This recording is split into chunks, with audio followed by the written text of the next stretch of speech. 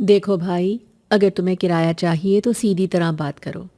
ये लंबी लंबी तमहीदें मत बांधो कि घर ऐसा है और वैसा है। हम तो कब्रिस्तान के मुर्दों के साथ भी रह लें अगर छत मैसर हो तो। तुम ताला खोलो और हमें अंदर जाने दो। मेरी फुप्पो नुसरत ने प्रॉपर्टी डीलर की बात काटते हुए दो टोक अंदाज में कहा तो वो बेचारा हक्का बक्का रह गया। उसके हाथ में पकड़े हुए चाबियों के गुच्छे की छन छन इस वीरान गली के सन्नाटे में अजीब सी गूंज पैदा कर रही थी। बाजी जी, मेरा फ़र्ज़ था आपको बताना कि पिछले 10 साल से ये हवेली बंद पड़ी है। महल्ले वाले कहते हैं कि यहाँ रात को अजीबोगरीब आवाज़ें आती हैं और फिर मालिक मकान की भी अपनी कुछ शर्तें हैं जो हर किसी के बस की बात नहीं। डीलर ने एक बार फिर डराने की कोशिश की, मगर फुप्पो ने उसे ऐसी नज़रों से घूरा कि वो फ़ौरन गेट की तरफ बढ़ गया। सच तो ये था कि डीलर की बातों से खौफ तो मुझे भी आ रहा था, मगर हमारी मजबूरी हमारे खौफ से कहीं बड़ी थी। पिछले 2 हफ्तों से हम जिस तरह धक्के खा रहे थे, इसके बाद तो हमें अगर कोई खंडर भी मिलता तो हम उसे गनीमत जानते। हया, बैग संभालो और आयतुल कुर्सी पढ़कर अंदर कदम रखो। ये प्रॉपर्टी डीलर तो चाहता ही नहीं कि हमें सस्ता घर मिले। ज़रूर इसका कमीशन कम बन रहा होगा, इसीलिए कहानियाँ सुना रहा है। फुप्पो ने मेरा कंधा थपथपाते हुए कहा और ख़ुद आगे बढ़कर भारी भरकम गेट को धक्का दिया। लोहे के पुराने गेट ने खुलते हुए एक ऐसी चरचराहट पैदा की जैसे किसी सोए हुए देव ने अंगड़ाई ली हो।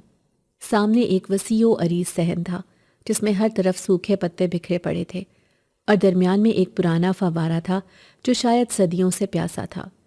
वाह भई वाह, ये तो कोई महल लगता है। हया, देख रही हो जगह कितनी खुली है। यहाँ तो मैं अपनी चारपाई बिछाकर सुकून से धूप सेक सकती हूँ। तुम बिला वजह डर रही थी, देखो कितनी रोशन जगह है। फुप्पो ने खुश होकर चारों तरफ देखा, हालांकि मुझे वो जगह रोशन कम और उदास ज़्यादा लग रही थी। दीवारों पर जमी काई और जगह जगह से उखड़ा हुआ पलस्तर बता रहा था कि इस घर ने अच्छे दिनों के बाद बहुत बुरे दिन भी देखे हैं।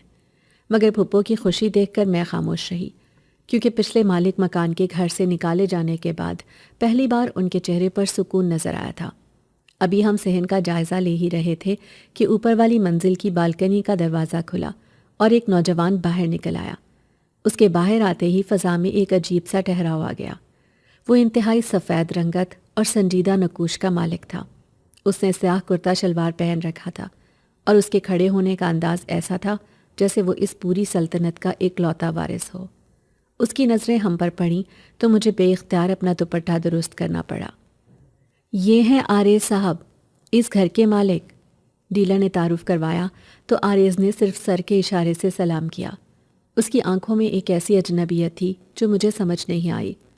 आमतौर पर मालिक मकान किराएदारों को देखकर खुश होते हैं या उनसे सवाल जवाब करते हैं, मगर वो ऐसे खामोश था जैसे हमारी मौजूदगी से उसे कोई फ़र्क ना पड़ता हो, या शायद वो किसी और ही दुनिया में गुम था। अस्सलाम वालेकुम बेटा, माशाल्लाह बड़ा सोना कद काठ है तुम्हारा, मगर ये रंगत इतनी पीली क्यों पड़ गई है? कुछ खाया पिया करो, जवान जहान लड़के हो, हड्डियों का ढांचा बनते जा रहे हो। फूफो ने अपनी आदत के मुताबिक फ़ौरन तबसरा कर दिया।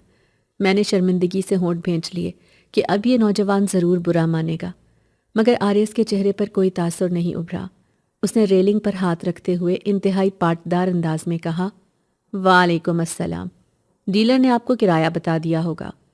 मेरी सिर्फ 2 शर्तें हैं और मुझे उनकी खिलाफ वर्जी बिल्कुल पसंद नहीं।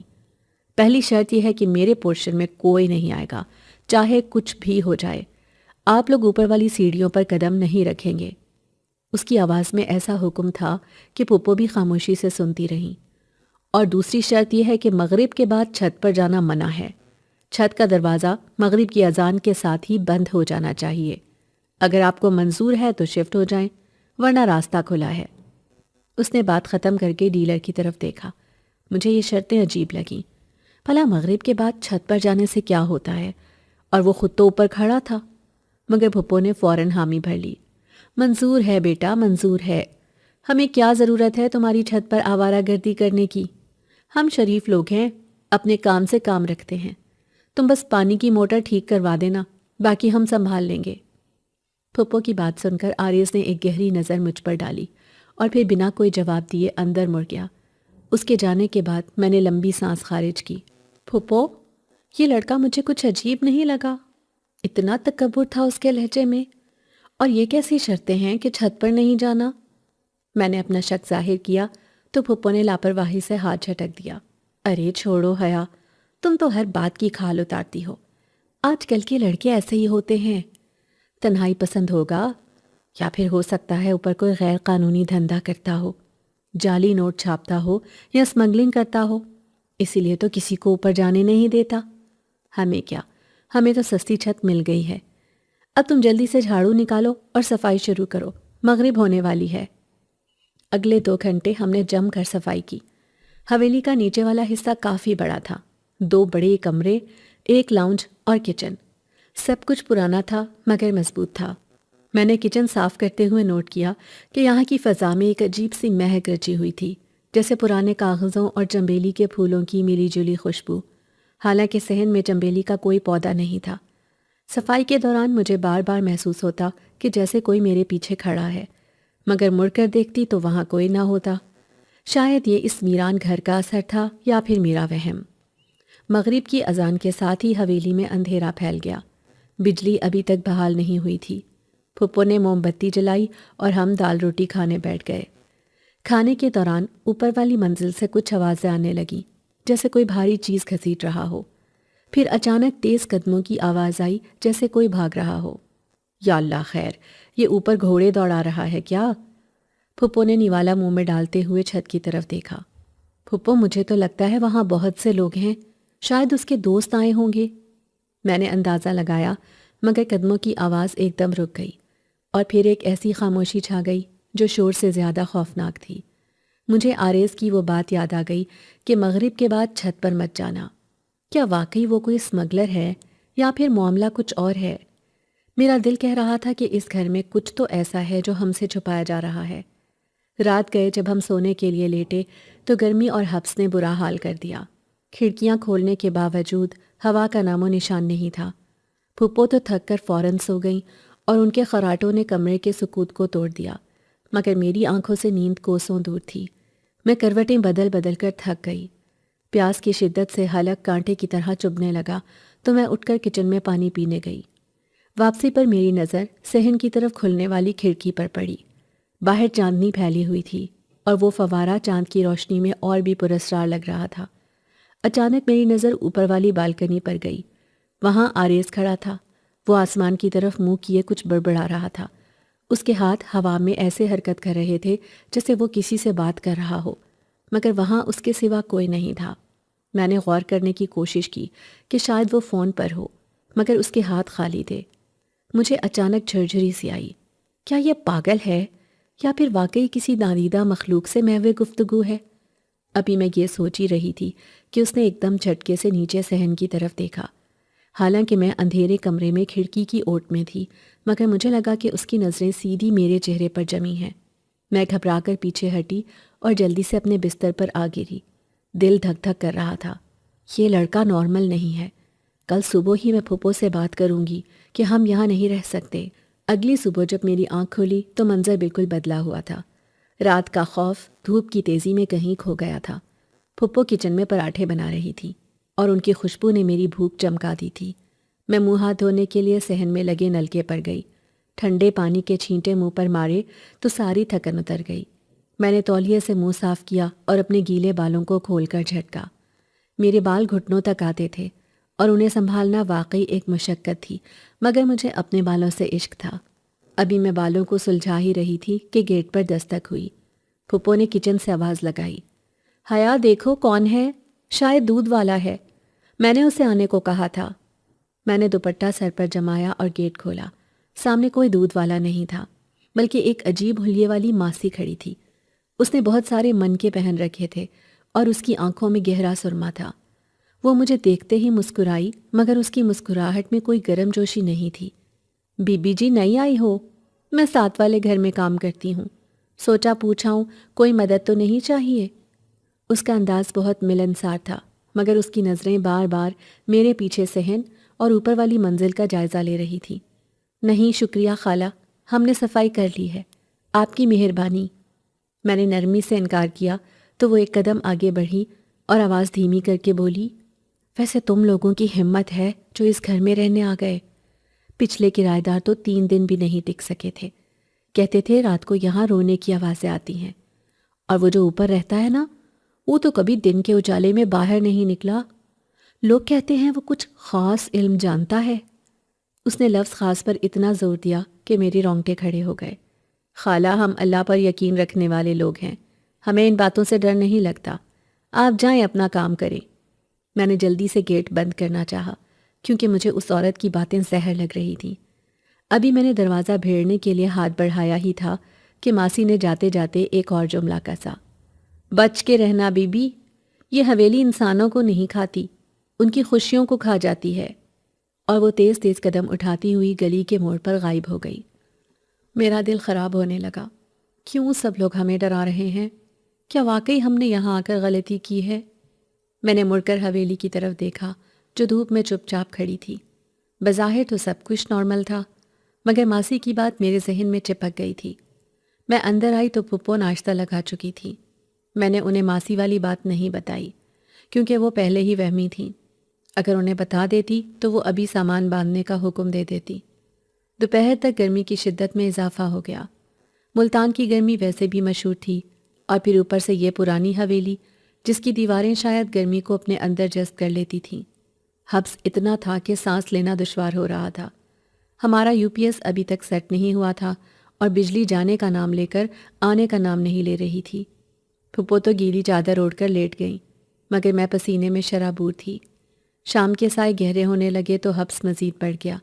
مجھے آریس کی شرط یاد تھی کہ مغرب کے بعد چھت پر نہیں جانا، مگر گرمی نے میری مت مار دی تھی۔ میں نے سوچا کہ ابھی تو مغرب میں 15-20 منٹ باقی ہیں، کیوں نہ تھوڑی دیر چھت پر جا کر ہوا کھا لوں۔ مالک مکان کو کیسے پتہ چلے گا؟ وہ تو اپنے کمرے میں بند ہوگا۔ میں دبے پاؤں سیڑھیاں چڑھنے لگی۔ میرا دل تیزی سے دھڑک رہا تھا، جیسے میں کوئی چوری کرنے جا رہی ہوں۔ سیڑھیاں چڑھ کر میں چھت پر پہنچی تو وہاں کا منظر حیران کن تھا۔ نیچے سے جو گھر ویران لگتا تھا، اوپر چھت پر لاتعداد پھولوں کے گملے پڑے تھے۔ موتیا اور رات کی رانی کی خوشبو نے میرا استقبال کیا۔ ہوا یہاں واقعی اچھی چل رہی تھی۔ میں نے سکھ کا سانس لیا اور منڈیر کے پاس جا کھڑی ہوئی۔ میرے لمبے بال پسینے کی وجہ سے گردن سے چپک رہے تھے۔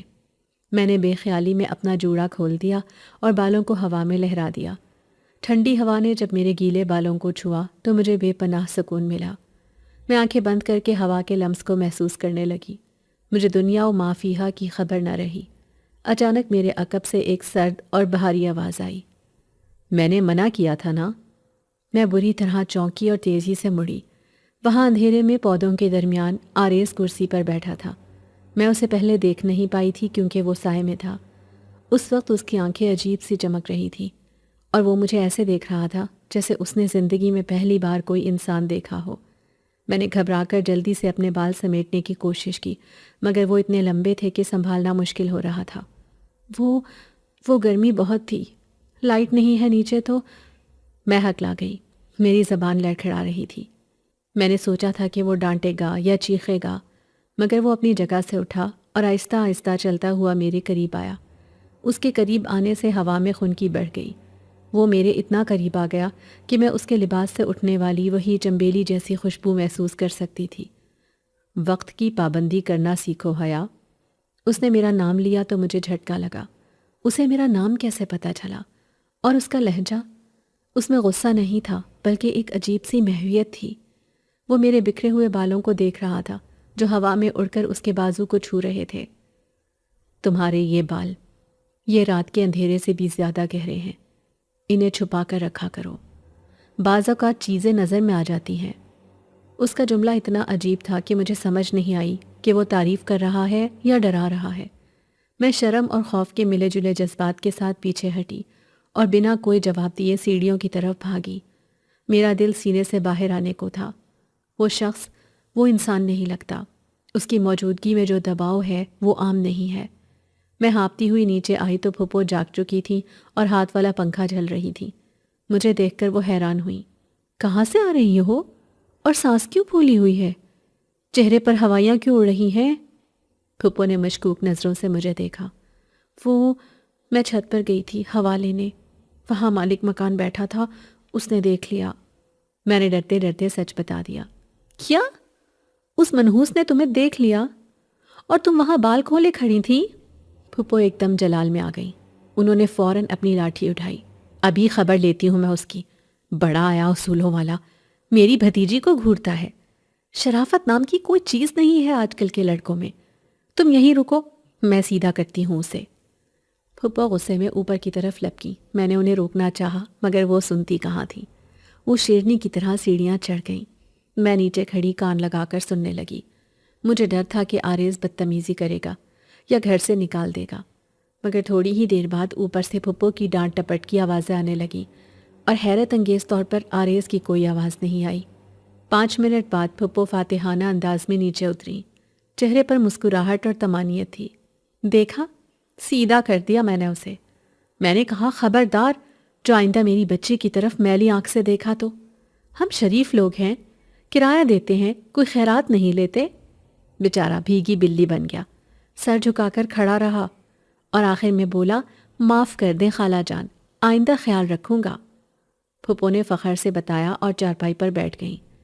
لیکن پھپھو، وہ تو اتنا سخت مزاج ہے، اتنی آسانی سے کیسے مان گیا؟ مجھے یقین نہیں آ رہا تھا کہ وہ پراسرار اور روبدار شخص پھپھو کی ڈانٹ سن کر چپ رہا۔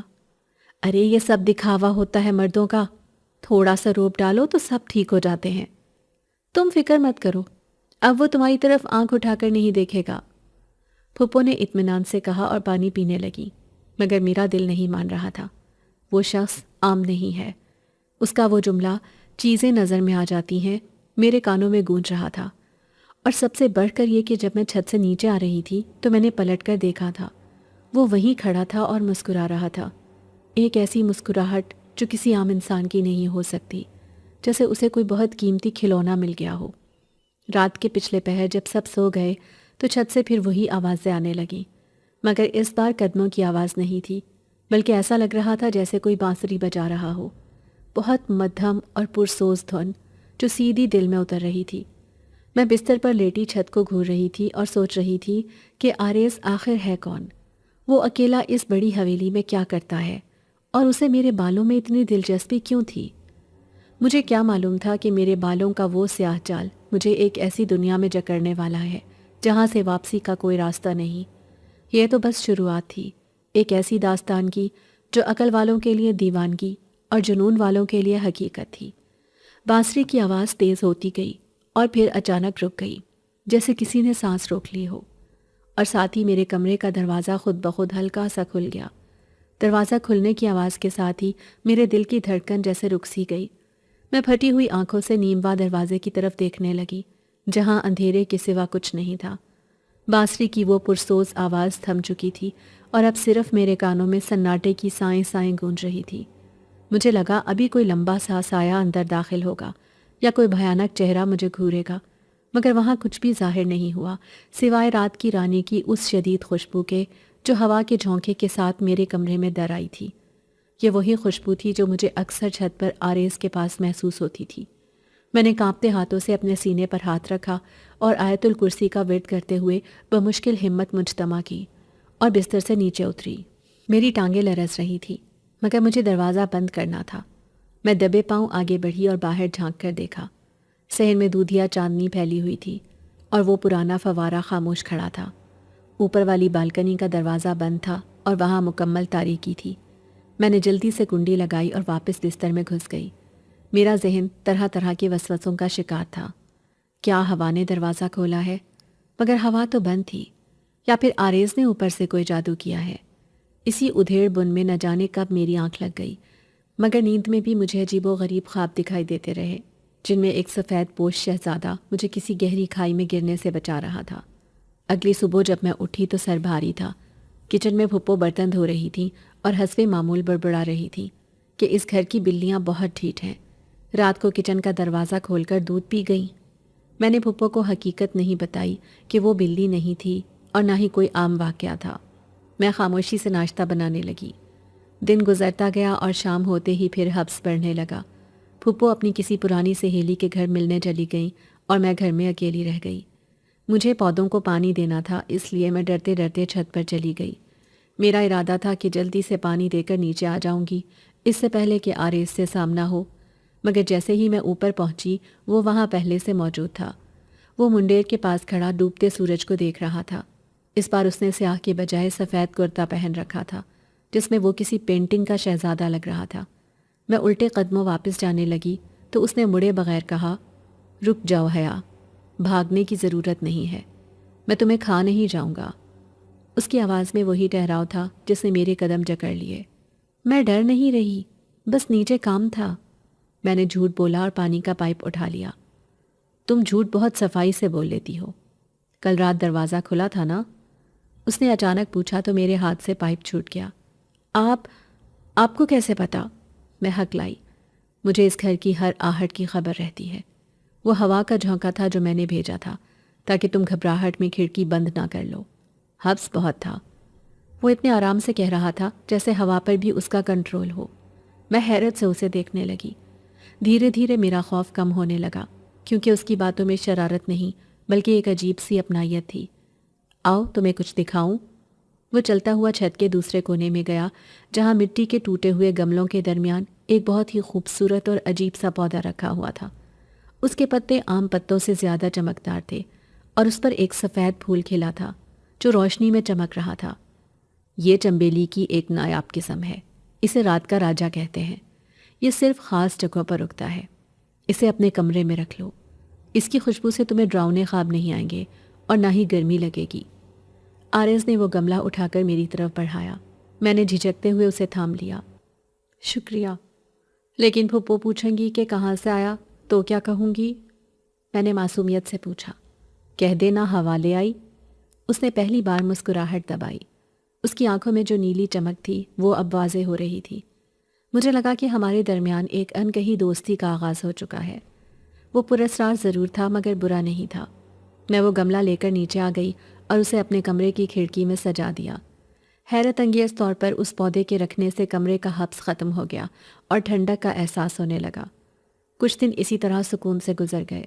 پھپھو اور آریز کے درمیان بھی ایک خاموش سمجھوتا ہو گیا تھا۔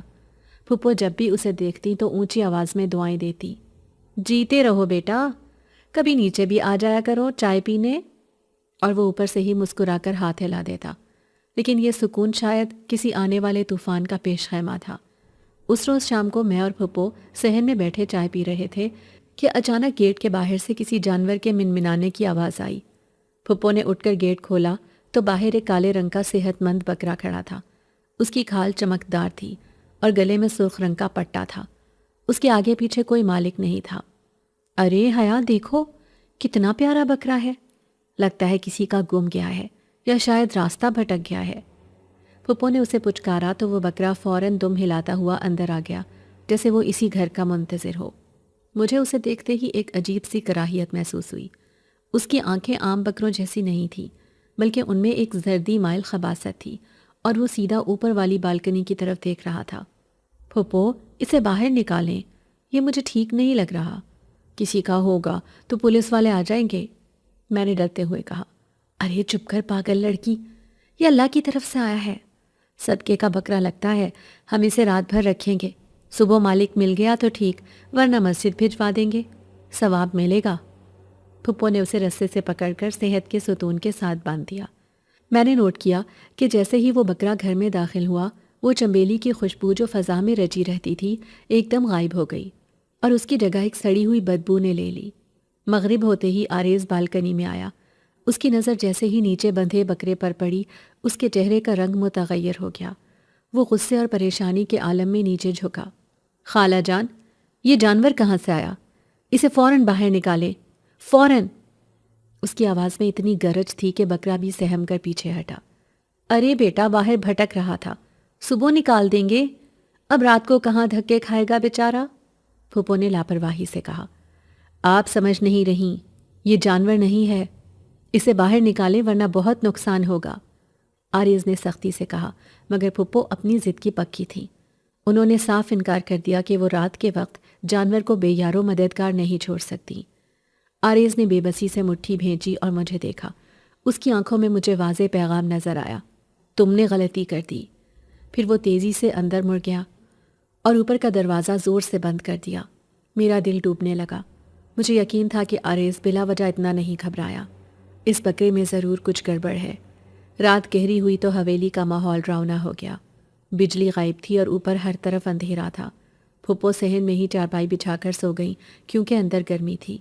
مگر میں اپنے کمرے میں آ گئی. مجھے وہ بکرا بالکل پسند نہیں تھا. وہ مسلسل اوپر کی طرف منہ اٹھائے عجیب سی آوازیں نکال رہا تھا جیسے کسی کو بلا رہا ہو. میں نے کھڑکی میں دیکھا. اس کی آنکھیں اندھیرے میں انگاروں کی طرح دہک رہی تھیں. اچانک مجھے لگا کہ اس کا سایہ دیوار پر پڑ رہا ہے. وہ بکرے کا نہیں بلکہ کسی انسان کا ہے. ایک بہت بڑا اور بھیانک سایہ. میں نے آنکھیں ملیں تو سایہ نارمل ہو گیا.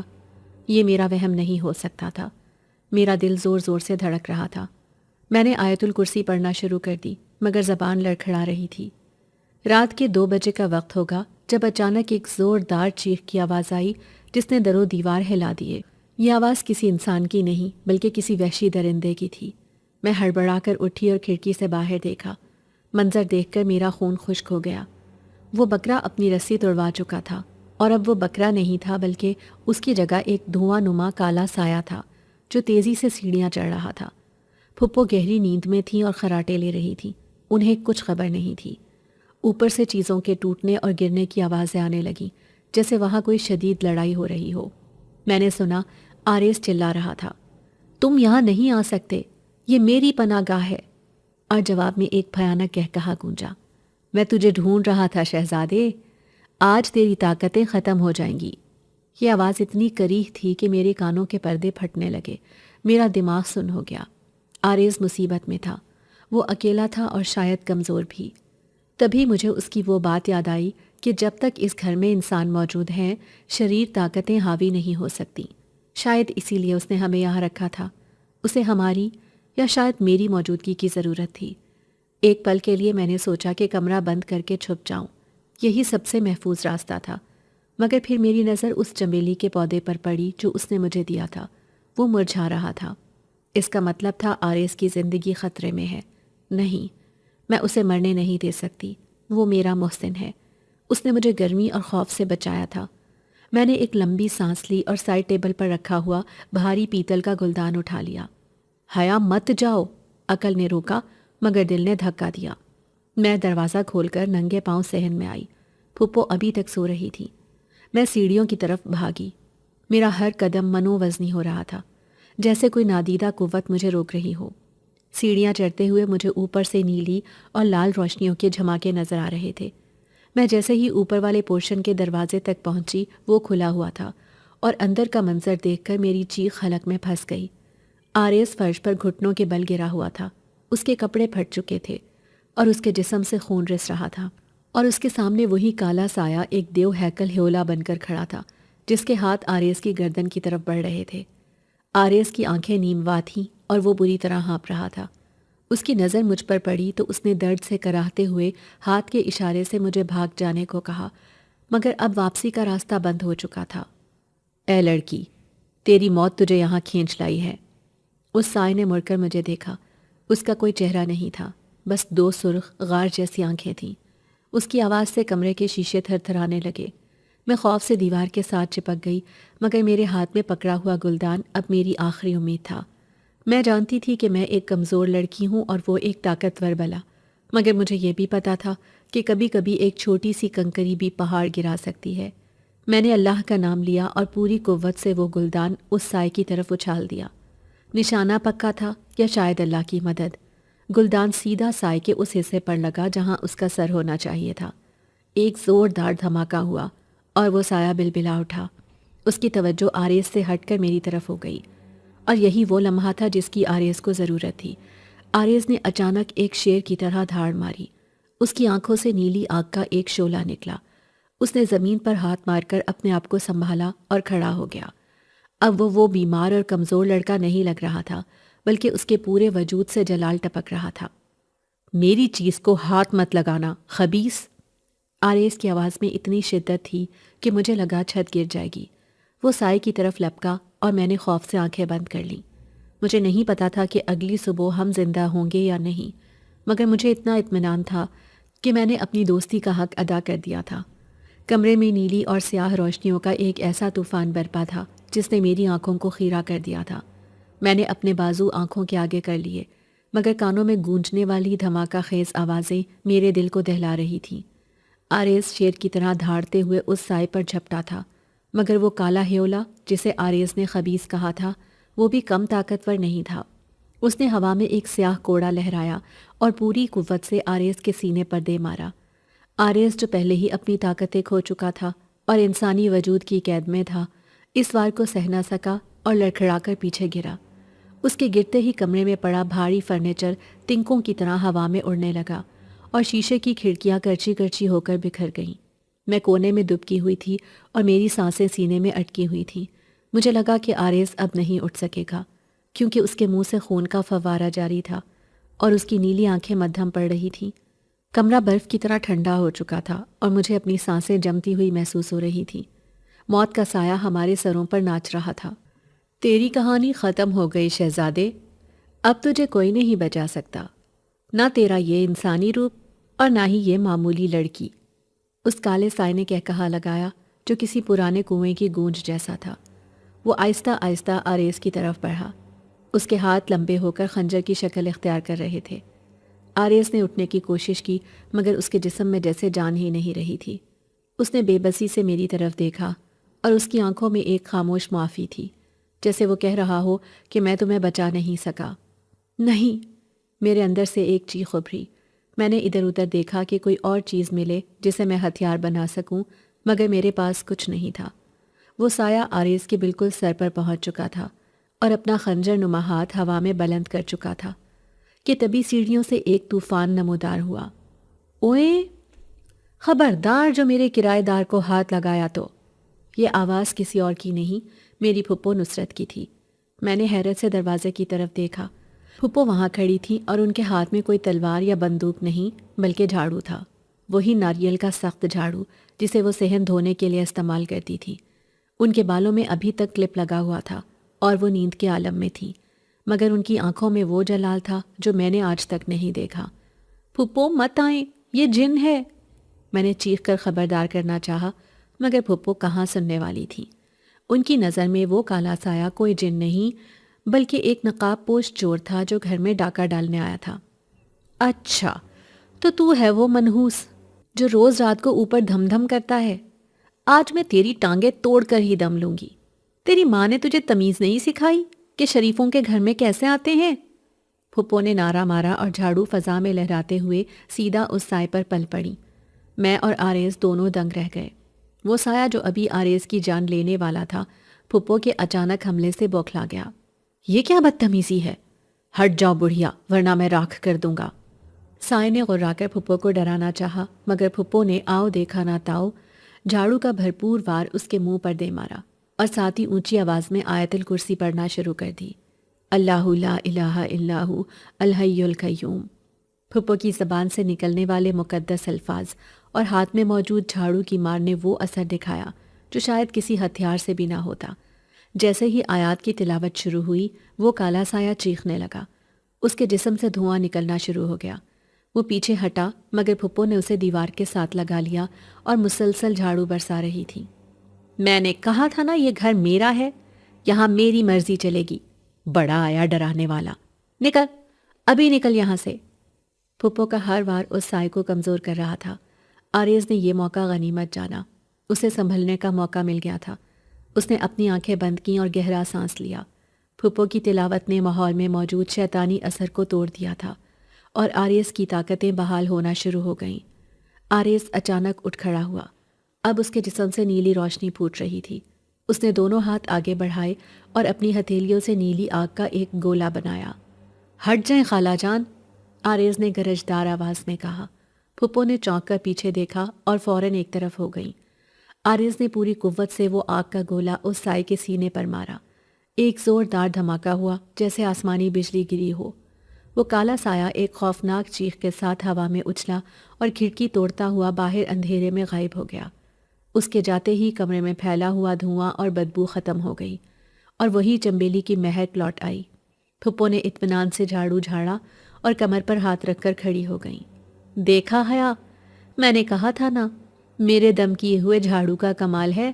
بھاگ گیا دم دبا کر، شکل سے ہی کوئی چرسی موالی لگ رہا تھا۔ کالے کپڑے پہن کر ڈرا رہا تھا مجھے۔ پھپھو کو ابھی تک یہی لگ رہا تھا کہ وہ کوئی انسان تھا۔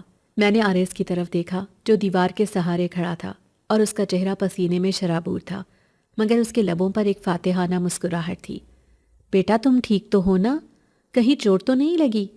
پولیس کو فون کروں؟ پھپھو نے فکر مندی سے آریز کے قریب جا کر پوچھا۔ نہیں خالہ جان، پولیس کچھ نہیں کر سکتی۔ آپ نے جو کر دیا وہ تو کوئی فوج بھی نہیں کر سکتی تھی۔ آپ واقعی روحانیت کی لیڈی ڈاکٹر ہیں۔ آریز نے احترام سے سر جھکایا تو پھپھو کا سینہ فخر سے چوڑا ہو گیا۔ چلو شکر ہے جان بچ گئی۔ میں نیچے جا کر دیکھوں وہ بکرا کہاں گیا، کہیں وہ چور اسے بھی ساتھ نہ لے گیا ہو۔ تم آرام کرو، اور حیا تم ذرا اس کے لیے ہلدی والا دودھ بنا لاؤ، بیچارے کو بہت چوٹیں آئی ہیں۔ جاتے جاتے پھپھو رکیں اور مڑ کر بولیں، اور ہاں صبح میں ڈاکٹر سے ٹیٹنس کا ٹیکا بھی لگوا دوں گی۔ لوہے کی راڈ لگی ہے تمہیں، کہیں زہر پھیل نہ جائے۔ ان کی اس سادگی پر آریز نے بے اختیار سر جھکا لیا اور پھپھو نیچے چلی گئی۔ اب کمرے میں صرف میں اور آریز رہ گئے تھے۔ چاندنی ٹوٹی ہوئی کھڑکی سے اندر آ رہی تھی اور آریز کے چہرے کو روشن کر رہی تھی۔ میں آہستہ قدموں سے اس کے قریب گئی۔ میرا دل ابھی تک تیز دھڑک رہا تھا، مگر اب خوف کی جگہ ایک عجیب سے جذبے نے لے لی تھی۔ آپ جن ہیں؟ میں نے دبی آواز میں پوچھا، حالانکہ جواب میرے سامنے تھا۔ اس کی آنکھوں کی نیلی رنگت اب بھی برقرار تھی اور اس کے کانوں کی لو ذرا سی نوکیلی تھی جو عام انسانوں کی نہیں ہوتی۔ ہاں حیا، میں جن زادہ ہوں، پرستان کا ایک معزول شہزادہ۔ مجھے سزا ملی تھی کہ میں زمین پر رہوں اور اپنی طاقتیں استعمال نہ کروں۔ وہ میرا دشمن تھا جو صدیوں سے میری طاق میں تھا۔ میں کمزور تھا، اس لیے مجھے انسانوں کی ضرورت تھی، کیونکہ جس گھر میں انسان سانس لیتے ہیں وہاں بدروحیں آسانی سے نہیں آ سکتیں۔ آریز نے دیوار کے ساتھ ٹیک لگاتے ہوئے سچ اگل دیا۔ پھر اس نے نظر اٹھا کر میری طرف دیکھا۔ لیکن آج تم نے مجھے بچا لیا۔ اگر تم وہ گلدان نہ مارتی اور تمہاری پھپھو وہ مقدس آیات نہ پڑھتی تو آج میری راکھ بھی نہ ملتی۔ تم دونوں نے ایک جن کی جان بچائی ہے۔ مجھے انسانوں سے نفرت تھی، مگر آج تم نے ثابت کر دیا کہ اشرف المخلوقات کا درجہ تمہیں کیوں ملا ہے۔ اس کا لہجہ احسان مندانہ تھا اور مخلص تھا۔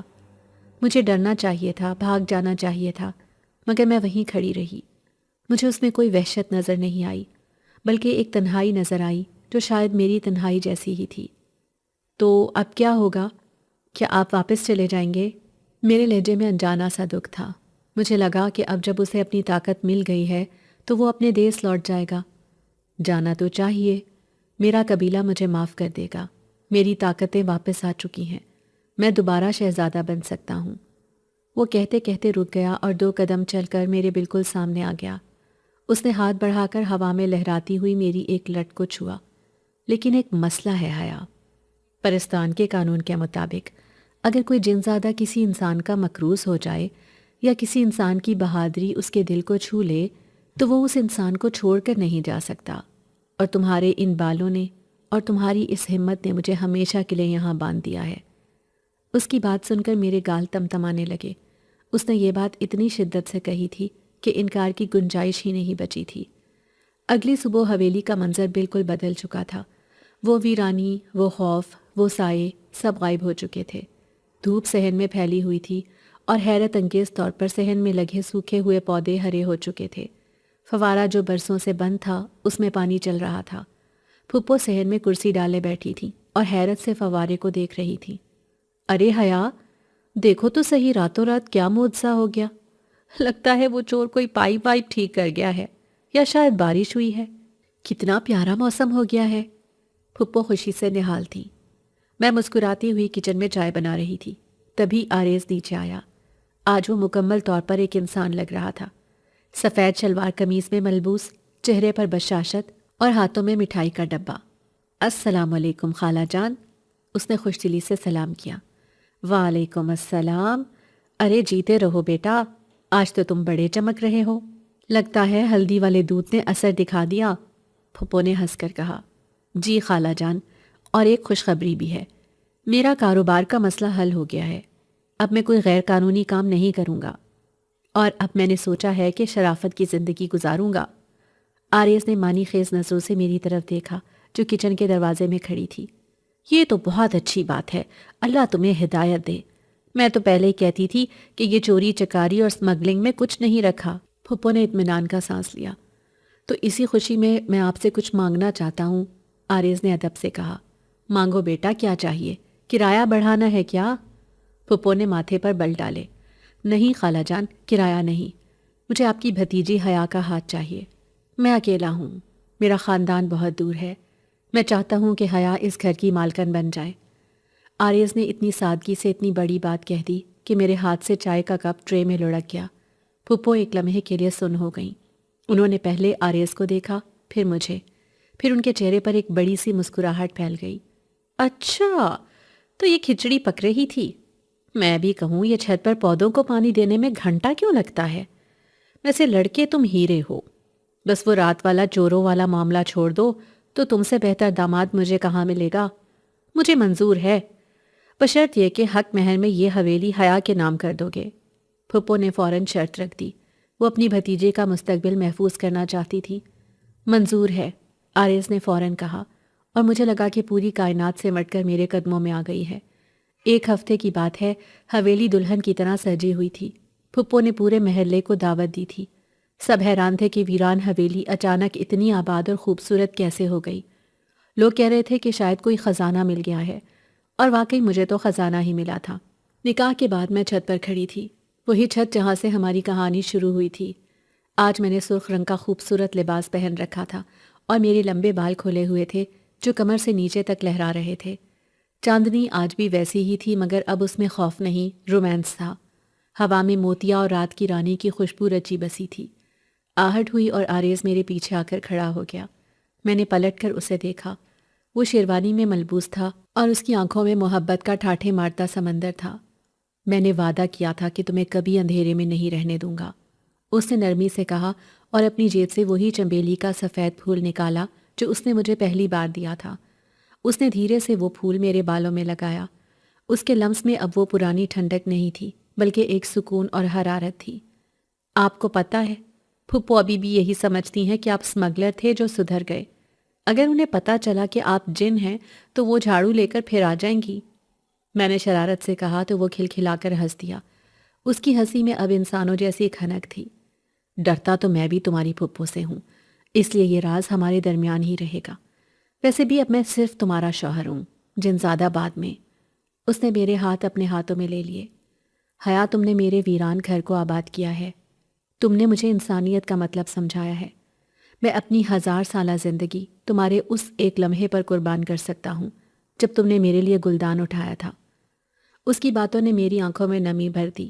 میں نے سر اس کے سینے پر رکھ دیا اور ہم دونوں خاموشی سے چاند کو دیکھنے لگے۔ نیچے صحن میں پھپھو مہمانوں کو فخر سے بتا رہی تھی، لڑکا بہت شریف ہے، بس ذرا دھوپ میں کم نکلتا ہے اس لیے رنگ گورا ہے۔ اور ہم دونوں چھت پر اپنی الگ دنیا میں کھڑے تھے، ایک ایسی دنیا جہاں ایک انسان اور ایک جن کی محبت نے ناممکن کو ممکن کر دکھایا تھا۔ ہوا نے میرے بالوں کو چھیڑا تو آریز نے مسکرا کر کہا، تمہارے ان بالوں کے حصار سے نکلنا اب ناممکن ہے، اور میں جانتی تھی کہ یہ قید ہم دونوں کو عمر بھر کے لیے منظور ہے۔ کہانی یہاں ختم نہیں ہوئی تھی، بلکہ ایک نئے سفر کا آغاز تھا، ایک ایسا سفر جو زمان و مکان کی حدود سے آزاد تھا۔